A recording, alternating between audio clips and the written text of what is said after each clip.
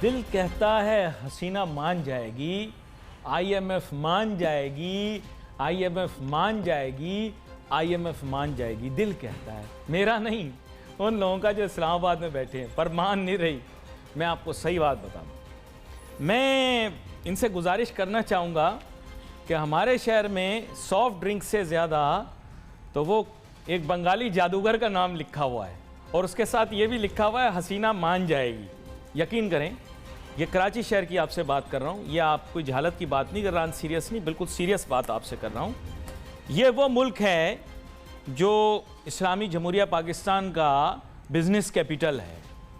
मैं अभी आ रहा था, शारा फैसल यहाँ की सबसे बड़ी जो है वो सड़क तस्वुर की जाती है और उसमें मुस्तकिल दीवारों के ऊपर हैं और जिधर कोई जाली या कहीं भी कुछ पेंट करने की जगह थी वहाँ पर एक बंगाली जादूगर का फ़ोन नंबर लिखा हुआ था और साथ लिखा हुआ था हसीना मान जाएगी। तो मैं हुकूमत से दरख्वास्त करना चाहूँगा कि फिर उस बंगाली जादूगर से ही बात कर लो, वो शायद आईएमएफ से बात कर ले, शायद हसीना मान जाए।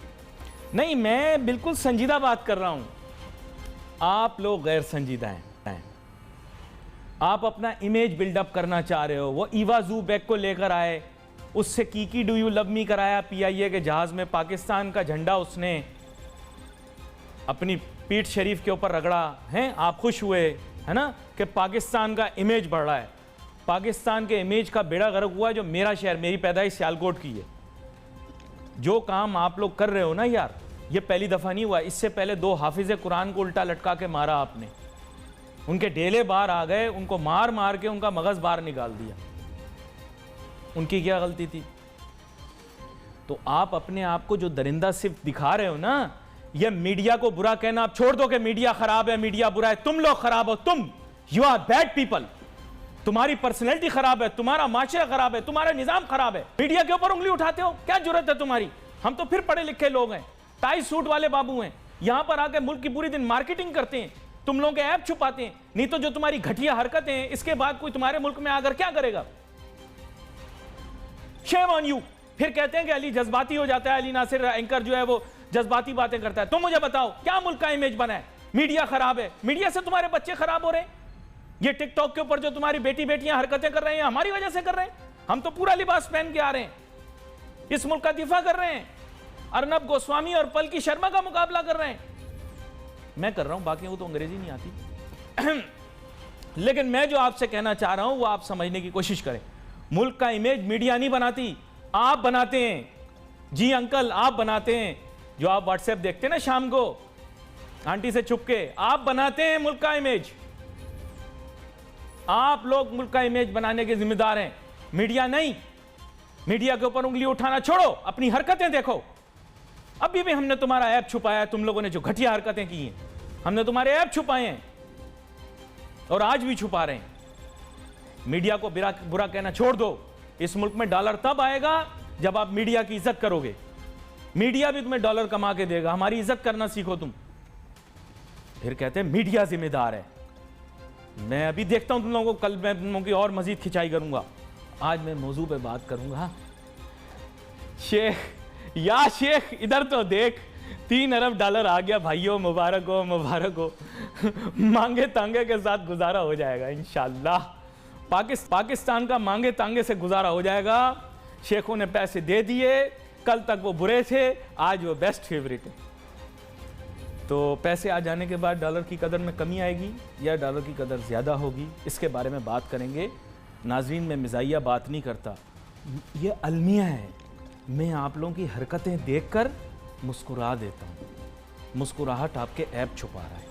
मेरे साथ बहुत ही अहम मेहमान शामिल गुफ्तगू हैं। परवेज़ हारून मदरासवाला साहब, जो कि पाकिस्तान ऑस्ट्रेलिया बिज़नेस फोरम और बिज़नेस काउंसिल के सरबराह भी हैं, फॉरेन इन्वेस्टमेंट के मामलात को बड़ी गहराई से देखते भी हैं।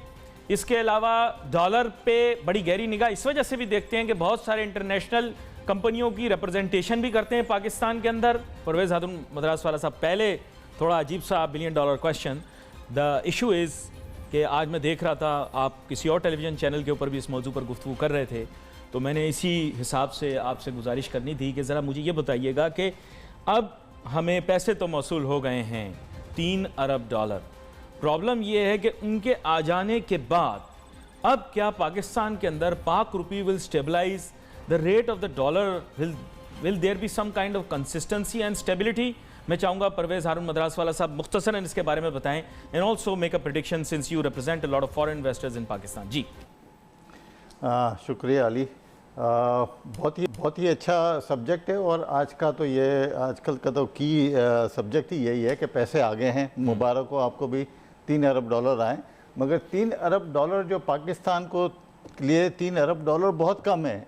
इससे हमारा मसला हल नहीं होता है। अब आप सिर्फ नंबर्स देखें कि हमारे जो नंबर्स हैं ना, हमारे 70 to 75 बिलियन डॉलर्स की हमारी इंपोर्ट है, ठीक है ना। मैक्सिमम अगर हम लोग कर लेंगे ना तो 30 अरब डॉलर की हम लोग एक्सपोर्ट कर लें हमारी, राइट, ठीक है ना। माइनस हुआ हमारा 45 बिलियन डॉलर, ठीक है ना। 30 अरब डॉलर आपके भाई बाहर से भेज देते हैं, ठीक है ना, जो बाहर आपके भाई जो कमा रहे हैं वो भेज देते हैं। 15 अरब डॉलर का डेफिसिट है आपके अभी पास, भी एग्जिस्ट करता है, ठीक है ना। वो कहाँ से 3 अरब डॉलर आपको ये सऊदी अरब भी दे देगा, तो आपके पास ये 12 अरब डॉलर आप कहाँ से लाएंगे? आपके पास पैसे हैं ही नहीं, आपको तो मज़ीद और हाथ फैलाने पड़ेंगे। और दूसरी बात यह है कि आपको IMF जो दे रहा है इतनी सारी कंडीशन के साथ, कितने दे रहा है? 6 अरब डॉलर, और वो भी आपको 3 साल की किस्तों में। तो अभी आपके पास 3 साल के अंदर जो 15 अरब डॉलर का जो ट्रेड डेफिसिट होगा, ये आप कहाँ से पूरा तो करेंगे? बलून हो जाएगा, कौन देगा? तो ये आपका साइकिल चलता ही रहेगा। आपके पास देखें, मैं आज सुबह एक चैनल पे बात कर रहा था कि आपको आपके बेसिक्स जो है ना वो सही करने पड़ेंगे। हमारे पास हम जो है ना एक्सपोर्टर्स को जो टैक्स पेयर होते हैं, हमारा इंफ्रास्ट्रक्चर सही नहीं करना चाह रहे हैं। हम बेसिक जो है ना, जो हमारी जो चीज़ें हैं ट्रेड की या एडमिनिस्ट्रेटिवली, वो सही नहीं करना चाह रहे हैं। हम इधर उधर हाथ फैला रहे हैं। हमारे पास जो ट्रेडर हैं, जो हमारे पास स्मॉल और मीडियम एंटरप्राइज जो कंपनीज हैं ना, हम उनको को पूछ रहे हैं। गैस की किल्लत हमारे पास है। अच्छा, डॉलर जो इन्वेस्ट करने के लिए क्यों आएगा आपके पास? आपका डॉलर मजीद डेप्रिशिएट होता जा रहा है, डेप्रिशिएट होता ही चला आ रहा है। एक बंदा आज जो पैसे लगाएगा, कल उसको क्या वो पैसे मिलेंगे वापस उसी हिसाब से? नहीं मिलेंगे। तो बात दरअसल ये कि हमारे यहाँ बहुत सारे ऐसे इश्यूज हैं जिनको गवर्नमेंट पहले उन्हें फिक्स करो, फिर उसके बाद। हाँ, ये टेम्पररी आपने कहा स्लिप शॉर्ट अरेंजमेंट है। जी हाँ, it's not a long term arrangement, और जिससे मैं इंटरप्रेट कर रहा हूँ, आपने कहा कि you see further depreciation especially in light of IMF, correct? मैं तो ये कह रहा हूँ कि हमारे पास पैसे नहीं हैं, हमारे पास ये ट्रेड जो गैप है हमारे पास ये मौजूद रहेगा और ये आगे चलता रहे। हमें जब तक एक्सपोर्ट हम या इंपोर्ट आप कम कर लो। Can I get back to you on this one? Khurram Shahzad साहब भी मेरे साथ टेलीफोन लाइन पर मौजूद हैं। खुरम शहजाद साहब, आपको वेलकम करता हूँ शो में। जी, थैंक यू। खुरम शहजाद साहब, हमें अभी परवेज हारून मद्रास वाला से गुफ्तगू कर रहे थे और उन्होंने बताया कि बुनियादी तौर पे शायद टू लेट है ये, क्योंकि अभी भी हमारा डेफिसिट बहुत ज़्यादा है। Do you think that the Saudi $3 billion will help give stability to the Pak rupee and stabilize the rate of the US dollar? क्या कहते हैं आप? जी देखिए, बिल्कुल 3 बिलियन डॉलर्स को हम ज़्यादा तो मेरे ख्याल में यूज़ नहीं कर सकते एज सच, बट ये है कि इससे रिजर्व्स में इजाफा तो होगा और अपेरेंटली नज़र तो आएंगे डेफिनेटली रिजर्व्स। उसके साथ जो एक और फैसिलिटी है वो 1.2 बिलियन डॉलर्स की ऑयल की है, और हमारे यहाँ जो ऑयल है वो काफ़ी ज़्यादा जो है वो डॉलर्स की सप्लाई को जो है वो इम्पैक्ट करता है। तो उसमें ये हो सकता है कि 1.2 बिलियन डॉलर्स की जो हमें फैसिलिटी मिली है उस पर हमारे पास एक कॉस्ट तो है रफली 3.8%, बट ये कि ऑयल प्राइसेस थोड़ी सी टूटी हैं, लेकिन ये अभी भी हाई लेवल्स पे हैं, तो उसकी वजह से हमें सपोर्ट मिल सकती है 6-7-8% की टोटल इम्पोर्ट बिल का जो ऑयल गया हमारा। Right. तो ये एक अच्छी डेवलपमेंट है। दूसरी बात ये कि ऑफ कोर्स 3 बिलियन डॉलर्स की साहब ने बिल्कुल ठीक कहा कि 3 बिलियन डॉलर्स इनफ नहीं है।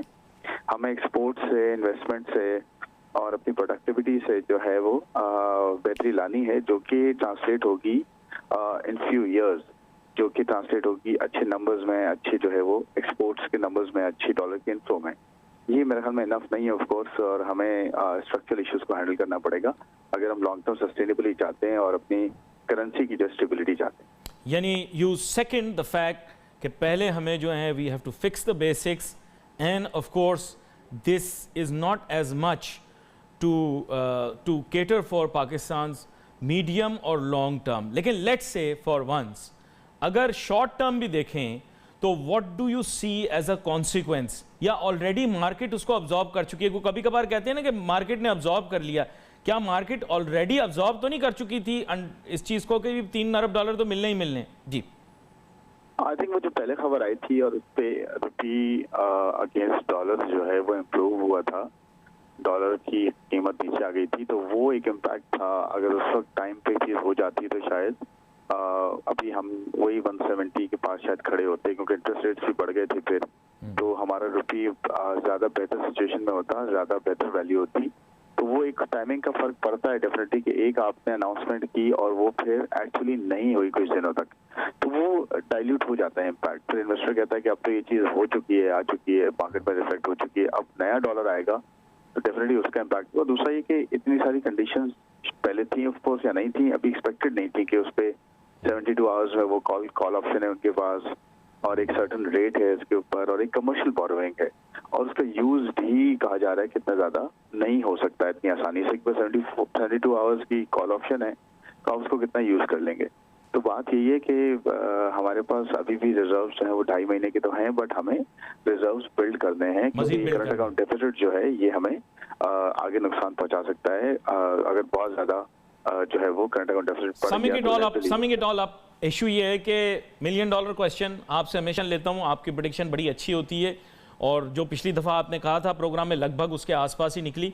तो खुर्रम शहजाद साहब, what are you expecting the future dollar rate to be? ऊंट किस करवट बैठेगा? जी देखिए, डॉलर रेट तो प्रेडिक्ट करना मेरा नहीं ख्याल कोई इतने आराम से कर सकता है, क्योंकि there are lot of factors जिसकी वजह से dollar rate understood. What's the ballpark band? जी देखें, हम रियल को अगर देखें, रियल इफेक्टिव एक्सचेंज रेट, उसको उसके हिसाब से डॉलर ऑफ कोर्स अभी 170 से नीचे होना चाहिए, बट आपको पता है सेंटिमेंट इतना अच्छा नहीं है इस वक्त, और अभी इंपोर्ट के नंबर्स जो आए हैं उसने कंफ्यूज किया मार्केट को कि एकदम से इतना बड़ा नंबर आ गया। ऑल्दो ये कहा जा रहा है ये एक्सपेक्टेशंस हैं कि जो करंट अकाउंट डेफिसिट या इंपोर्ट का इतना बड़ा नंबर है वो पीक आउट हो गया है। अब यहाँ से आहिस्ता आहिस्ता बेहतरी हो सकती है, क्योंकि ऑयल भी कोई $10-12 टूटा है, और दूसरी कमोडिटी भी नीचे आई है, जिसमें कोल ये भी बड़ी अहम बात है, जिसमें फूड भी है। तो जितना ज्यादा कमोडिटी प्राइसेस नीचे आएंगी, हम उनके साथ बहुत ज्यादा लिंक्ड हैं, तो जितनी ज्यादा कमोडिटी प्राइसेस नीचे आएंगी, हमारा इंपोर्ट जो है नॉर्मलाइज होगा, कम होगा, उतना ही डॉलर की रिक्वायरमेंट जो है वो कम होगी। ये बड़ी अहम बात है, ये बड़ी अहम बात है जो आपने की है कि जो इंटरनेशनल ऑयल प्राइसेस हैं उनमें डिक्लाइन आया है, तो that would be some kind of relief for Pakistan. Zafar Baracha साहब भी हमें ज्वाइन कर रहे हैं बजरिया स्काइप, और मेरे ख्याल किसी तारुफ के मोहताज नहीं है, इस शोबे से वाबस्ता भी हैं, कारोबार भी इनका यही है। तो जफर बराचा साहब, आपको वेलकम करता हूं शो में। शुक्रिया जनाब। जफर बराचा साहब, अब बात कुछ ऐसी है कि शेखों के डॉलर भी आ गए, तो हो सकता है हसीना भी मान जाए, यानी IMF भी मान जाए, तो वो तो खैर मुस्तकबिल की बात होगी, लेकिन ये इन एक्चुअलिटी डॉलर आ गए हमारे पास। तो अब इसका आउटकम आप क्या देखते हैं? पिछली दफ़ा की आपकी जो प्रेडिक्शन थी उससे क्या चेंजेस होंगी? Where do you see the US dollar? Do you expect PKR to become more stable? क्या कहते हैं आप? देखिए जनाब, बात यह है कि जो डॉलर आने थे, आने में लेट हो गया, और जो डॉलर का इम्पैक्ट आना था वो जैसे खुर्रम शहजाद साहब ने फरमाया वो आ चुका, और क्योंकि उसके साथ साथ कंडीशन बहुत सारी हैं। एक तरह ये कहा जा रहा है कि ये हमारे रिजर्व का रहेंगे, तो इसका मकसद तो ये हुआ कि ये डॉलर हम इस्तेमाल नहीं कर सकते। फिर उसके साथ साथ ये भी एक शर्त है कि इसकी 3 दिन के अंदर कभी भी इसकी डिमांड कर सकते हैं, और यानी कि बहुत अजीब व गरीब इसके अंदर बातें हैं। अगर ये इस तरह ना लिया जाता तो ज़्यादा बेहतर होता।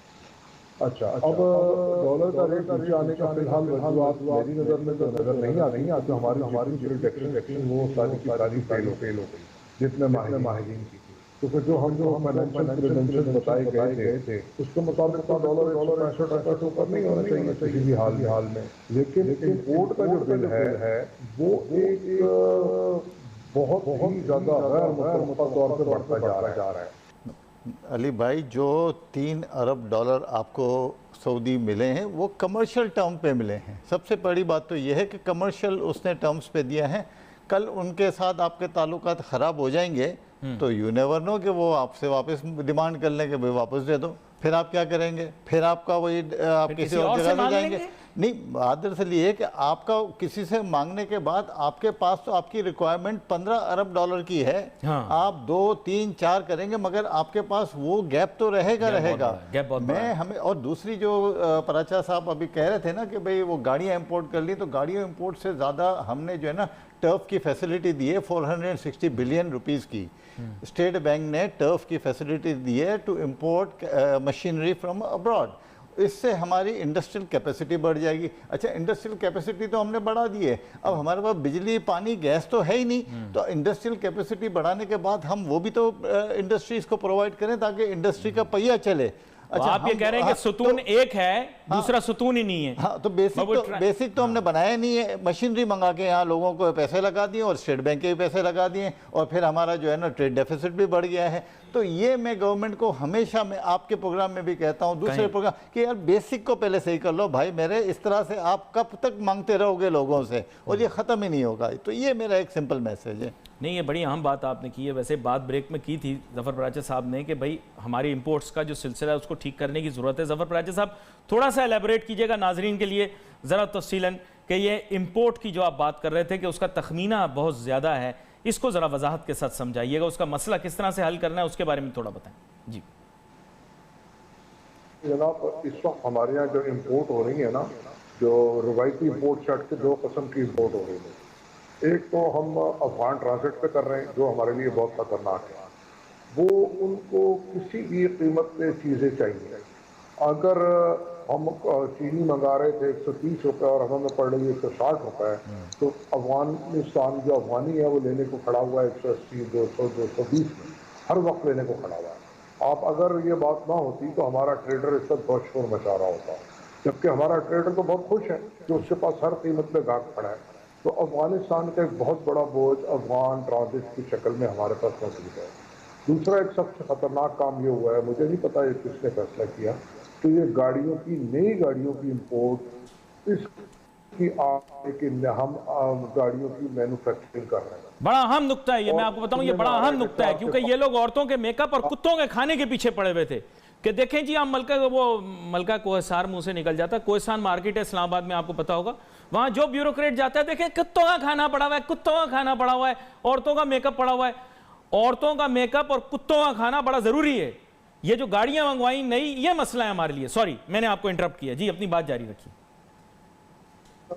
बात यह है कि ये जो $8 बिलियन का इंपोर्ट आ रहा है महीने का, या अभी पहला जो 5 महीने गुजरे हैं उसके अंदर $20 बिलियन की हम इंपोर्ट कर चुके हैं। उससे तो ये लग रहा है कि हम $70 बिलियन पे चले जाएंगे, जबकि हम ये कह रहे हैं कि आवाम से, महंगाई से आवाम का बुरा हाल है और लोगों के पास पैसे खर्च करने को नहीं है। लेकिन आप देखिए कि मुल्क में कहीं से कारोबार में ट्रेडर की कोई आवाज़ नहीं उठ रही, क्योंकि सब खुश हैं, उनको हर कीमत पे बाहर खड़ा है।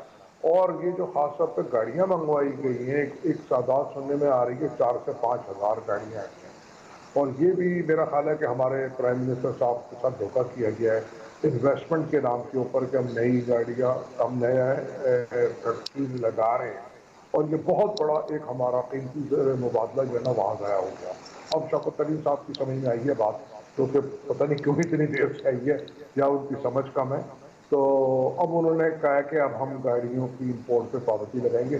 हम लोगों को तो यही नहीं मालूम था कि नई गाड़ियाँ इंपोर्ट हो रही हैं। हम तो हमारे मुल्क में गाड़ियाँ बन रही हैं और वो धड़ाधड़ बिक रही हैं।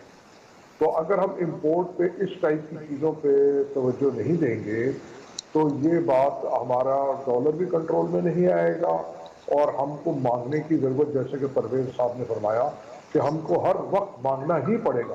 चलें, इसी मौजूद के ऊपर मैं दोबारा वापस जाता हूँ। ये अच्छा, आप माजरत, वही $1 बिलियन क्वेश्चन था, उसका जवाब आपसे नहीं ले सका। Where do see the dollar in future? फिर उसके बाद मैंने परवेज साहब के पास जाना है। डॉलर फिक्स होगा या नहीं होगा, वो उसी तरह ऊपर चढ़ता रहेगा? जी, मैं अपनी पिछली बात दोहराऊंगा कि अगर तो इंपोर्ट की यही सूरत हाल रही तो डॉलर कंट्रोल में नहीं आएगा। नहीं तो यही सूरत हाल रहेगी। और जैसे कि हमको हमारे पुराने हमारे फाइनेंशियल फंडामेंटल्स हैं, अगर उसको हम देखें और इंपोर्ट कंट्रोल में रहे तो डॉलर को 165 रुपए से ऊपर नहीं होना चाहिए। तो यही, यानी you are citing the same prediction जो आपने लास्ट टाइम की थी, बट यू आर सेइंग कि अगर हम अपनी इंपोर्ट पे कंट्रोल नहीं करते तो वी गो अपवर्ड्स।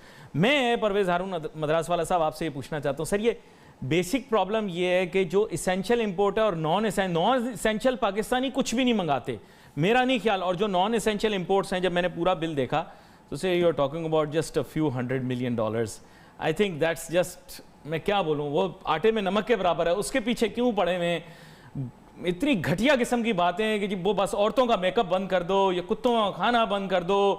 सर ये दे आर मेयरली, मैंने वो देखा था इस पे, they are merely, I don't even think they are few $100 million, they are not even a few $100 million, उससे भी कम होंगे। मिनिस्कुअल है, उसको किधर कंट्रोल कर रहे हैं? कंट्रोल करने वाली चीज़ों को कंट्रोल नहीं कर रहे, क्या कहते हैं आप? मैं ये कह रहा हूँ कि हमारे जो गवर्नमेंट में जितनी भी मिनिस्ट्रीज़ है ना, वो अगर वो अपना जो काम है, जो उनको जो मिनिस्ट्री में जो काम दिया गया है, वो अगर वो ऑनेस्टली, प्लीज़ मैं कह रहा हूँ दोबारा, अगर वो ऑनेस्टली अपनी मिनिस्ट्री का काम करे ना, जो इनको मैंडेट दिया गया है, मैं समझता हूँ कि हमारे सारे मसले हल हो सकते हैं। सर देखिए, ये वाला जो काम होता है ये ऑनेस्टली होता है आपस में, वो क्या कहते हैं, ऑनेस्टी अमंग, अंग्रेजी कहावत, sorry, there is an honesty among, आप समझ गए होंगे, अंग्रेजी कहावत है बड़ी मशहूर। वो अपना काम ऑनेस्टली कर रहे हैं, लेन देन के मामले में कोई गड़बड़ नहीं हो रही। नहीं, मैंने कतई ये नहीं कहा कि गड़बड़, लेकिन आपकी बात गहरी थी, and I hope everyone understands. जी, आप अपनी बात को जारी रखें। मैं ये कह रहा हूँ कि सब मिनिस्ट्री वाले अपना काम जो अपना इनका मैंडेट दिए वो करें, तो हमारे जो बेसिक फंडामेंटल्स, जो पराचा साहब ने भी मुझे वो इंडोर्स किया कि हमारे बेसिक फंडामेंटल्स जो है ना वो सही हो जाएंगे। जब तक हम बेसिक फंडामेंटल सही नहीं करेंगे, हम हमेशा पैसे मांगते रहेंगे, हमारा डॉलर कभी भी कंट्रोल में नहीं आएगा, हमारी एक्सपोर्ट कभी भी बढ़ नहीं सकेगी, क्योंकि हमारी एक्सपोर्ट, अभी देखें, मैं कल की मिसाल दे रहा हूं कि मुझे ऑस्ट्रेलिया से एक फिगर आया कि हम सिर्फ ऑस्ट्रेलिया से चना जो है ना, चना, वो 1 मिलियन टन तो हम चना इंपोर्ट करते हैं। भाई हमारी ज़रूरी वो है, पैदावार अच्छी होनी चाहिए, हम चना बाहर से ऑस्ट्रेलिया से मंगा रहे हैं, पैसे तो हमारा सारा जो है ना इंपोर्ट वो कर रहे हैं, हम बेसिक चीजें मंगा रहे हैं। यानी अच्छा, कल ये जो पूरी चना एंजॉय किया है, ये चना भी पाकिस्तान का नहीं है, ये भी ऑस्ट्रेलिया से मंगवाया है। अच्छा, मैंने सुना बहुत सारी पल्सेस भी वहां से आ रही है, बिल्कुल आ रही है। अच्छा, अब हम यहाँ चने नहीं उगा सकते यार, अब आप देखें कि हमारी जो एग्रीकल्चर प्रोडक्शन में हम चने, अच्छा भाई हमारा फार्मर जो कल जो है ना टीवी पे आ रहा था कि हमारा फार्मर जो है ना वो लाइन लगा के खड़ा हुआ है कि भाई मुझे जो है वो फर्टिलाइजर नहीं मिल रही है ताकि मैं ले जाऊँ, और राशन से फर्टिलाइजर एक बंदे को 2 बोरियां मिल रही हैं। यार इस तरीके से आपकी एग्रीकल्चर आउटपुट कैसे बढ़ेगी? और अगर एग्रीकल्चर आउटपुट नहीं बढ़ेगी, हम यहाँ पैदावार हमारी नहीं बढ़ाएंगे, हम हमेशा ये सारा खाने पीने की चीजें जो बाहर से मंगाते रहेंगे। एहसन मेहनती साहब ने भी ज्वाइन कर लिया, जो फाइनेंशियल मार्केट्स के एक्सपर्ट हैं। लेकिन ब्रेक पे जाने से पहले हमने परवेज मद्रास वाला साहब से पूछा, इन्होंने बहुत सारे एंगल्स हमें बताया कि इशू क्या है। जफर पराचा साहब की जानिब दोबारा से वापस जाता हूँ मुख्तसरन, इनसे कंक्लूडिंग रिमार्क्स ले लेता हूँ, फिर उसके बाद एहसन मेहनती साहब से बात करूँगा। जफर पराचा साहब, कुछ कंक्लूडिंग रिमार्क्स आपकी तरफ से आ जाएँ तो अच्छा है कि where do see the direction of Pakistan economy, one, and how much pressure do you see on the पाक रुपी? जी जफर पराचा साहब। जी देखिए जनाब, बात यह है कि इस वक्त जो मेन मसला है हमारा वो है इंपोर्ट का बिल। तो जो इंपोर्ट अगर हमारी हो रही है, हमको देखना होगा जो हमारी एसेंशियल आइटम्स हैं और जो बहुत ही ज़रूरी चीज़ें हैं उसको तो हम सिर्फ इंपोर्ट करें। बाकी जैसे कि अभी हमने पिछले थोड़ी देर पहले जिक्र किया गाड़ियों का और दूसरे आइटम्स जो हैं खास तौर पे अफगान ट्रांजिट के। अच्छा, don't mind me interrupting because the rates that you release are sometimes considered very important. So what is the latest on the dollar rate right now? Can you tell me before I move on? जी, what's the latest on the dollar rate? जी, इस वक्त जो interbank में rate है वो चल रहा है तकरीबन 176.50 और 60 के दरमियान। जैसे कि आज ख्याल था कि ये $3 बिलियन आने के बाद लोगों का कि $2-3 रुपये कम होगा, लेकिन कम नहीं हुआ, इस वक्त ज़्यादा ही जा रहा है।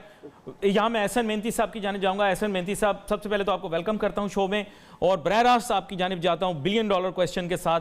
Sir, we have received the $3 billion from the much awaited $3 billion from Saudi Arabia. However, there seems to be no stability or decline in the rate of the US dollar. क्या कहते हैं आप?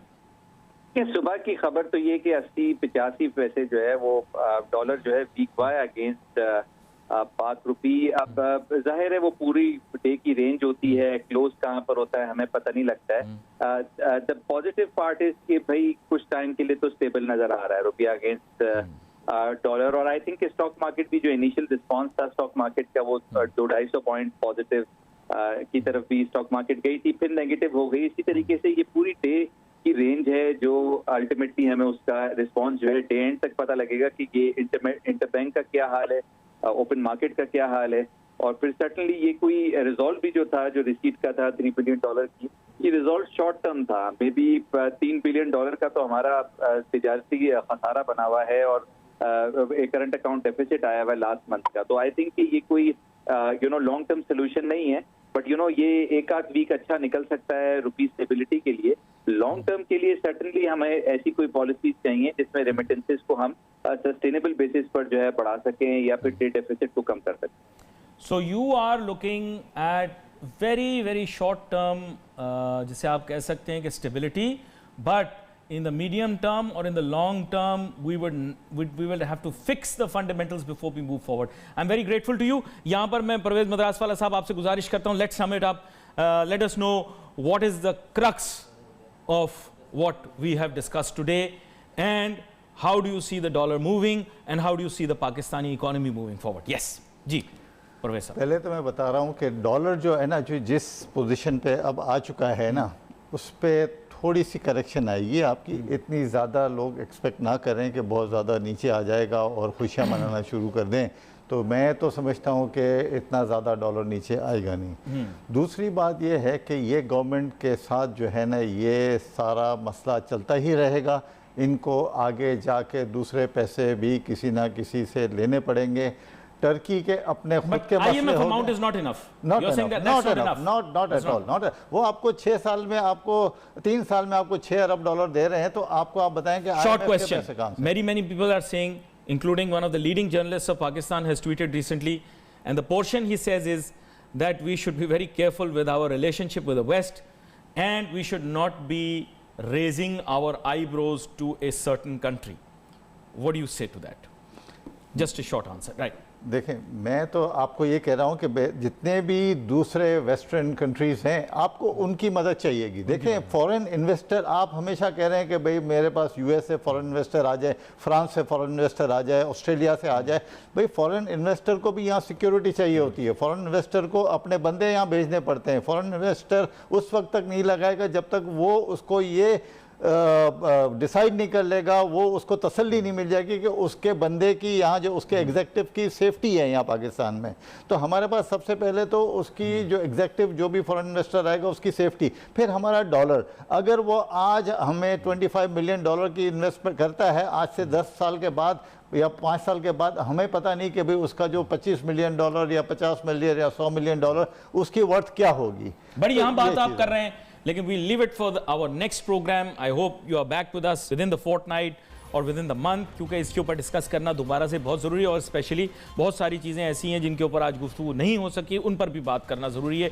आप चारों मेहमानों का मैं बहुत शुक्रिया अदा करता हूँ कि आप प्रोग्राम के अंदर शामिल हुए। Wait for message on Facebook. Ali Nasir हमारी टीम को इजाज़त दीजिए। अल्लाह हाफ़िज़।